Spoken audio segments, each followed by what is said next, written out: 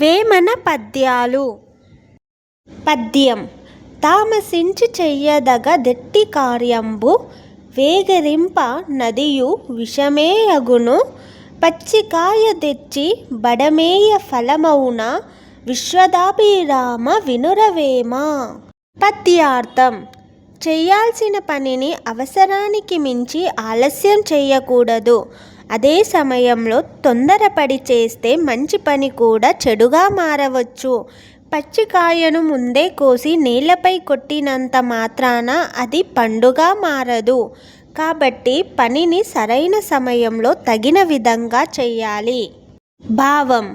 వేమన గారు ఈ పద్యం ద్వారా సమయపాలన, ఓర్పు, తొందరపడకపోవడం యొక్క ప్రాముఖ్యతను చెబుతున్నారు. ప్రతి పనికి ఒక సరైన సమయం ఉంటుంది. చాలా ఆలస్యం చేస్తే అవకాశం కోల్పోవచ్చు. అలాగే ఆలోచించకుండా తొందరపడితే పని చెడిపోవచ్చు. పచ్చికాయను ఎంత తొందరగా పండించాలనుకున్నా అది వెంటనే పండదు. ప్రక్రియకు తగిన సమయం ఇవ్వాలి. నీతి.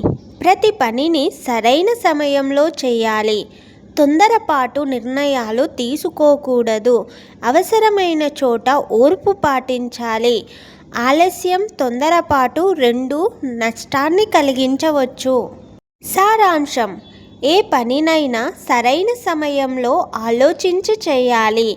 తొందరపడి చేసిన పని చెడిపోవచ్చు. ఆలస్యం చేసిన అవకాశం చేజారవచ్చు.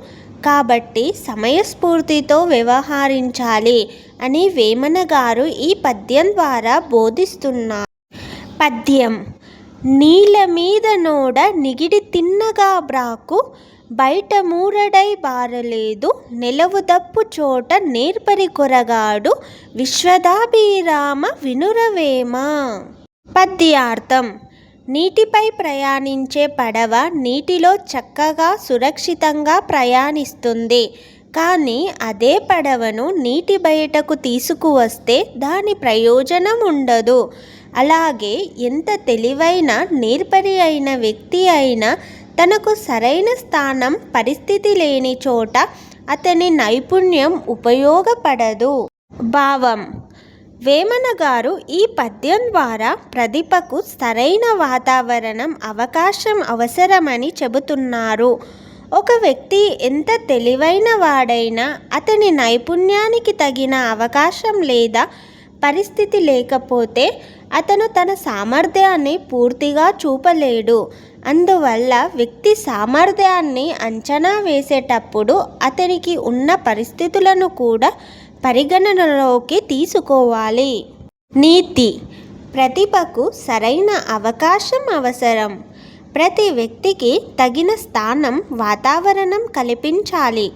పరిస్థితులకు అనుగుణంగా ప్రవర్తించడం ముఖ్యం. ఒకరి సామర్థ్యాన్ని కేవలం ఒకే పరిస్థితి ఆధారంగా నిర్ణయించకూడదు. సారాంశం. నీటిలో పడవ ఎంత ఉపయోగకరమో నీటి బయట అంతే పనికిరానిది. అలాగే నేర్పరి వ్యక్తి కూడా తనకు తగిన స్థానం, అవకాశం లభించినప్పుడే తన ప్రతిభను చూపగలడు అని వేమన గారు ఈ పద్యం ద్వారా బోధిస్తున్నారు. పద్యం. కులము గలుగువాడు గోత్రంబు గలవాడు విద్య చేత విర్రవీగువాడు పసిడి గలుగువాని బానిస కొడుకులు విశ్వదాభిరామ వినురవేమ. పద్యార్థం. కులం, గొప్ప వంశం ఉందని గర్వించేవాడు, విద్య ఉందని విర్రవీగేవాడు. కానీ సమాజంలో బంగారం, ధనం ఉన్నవాడి ముందు వాళ్ళందరూ అతని ఆధీనంలో ఉండే పరిస్థితి ఏర్పడుతుంది. భావం. వేమన గారు ఈ పద్యంలో సమాజంలో ధనానికి ఇచ్చే అధిక ప్రాధాన్యాన్ని వివరిస్తున్నారు. కులం, వంశం, విద్య వంటి విషయాలను ఆధారంగా చేసుకొని కొందరు గర్వపడుతుంటారు. కానీ ధనం ఉన్న వ్యక్తికి సమాజం ఎక్కువ గౌరవించే పరిస్థితి ఏర్పడుతుంది. ఈ విధంగా ధనమే గొప్పదనే సామాజిక భావనను వేమన గారు వ్యంగ్యంగా ఎత్తి చూపుతున్నారు. అయితే వేమన గారి ఇతర పద్యాల మాదిరిగానే ఇక్కడ కూడా అంతర్లీన సందేశం బాహ్యమైన కులం, ధనం, గర్వం కంటే మనిషి గుణం మరియు నీతి గొప్పవనే దిశగా ఉంటుంది. నీతి: ధనం ఉందని అహంకరించకూడదు. కులం, వంశం గురించి గర్వపడటం తగ్గదు. విద్యను అహంకారానికి కాకుండా జ్ఞానం, వినయానికి ఉపయోగించాలి.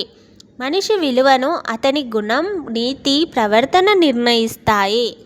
సారాంశం: కులం, వంశం, విద్య ఉన్నవారు కూడా ధనవంతుడి ముందు తలవంచే పరిస్థితి సమాజంలో ఉంది.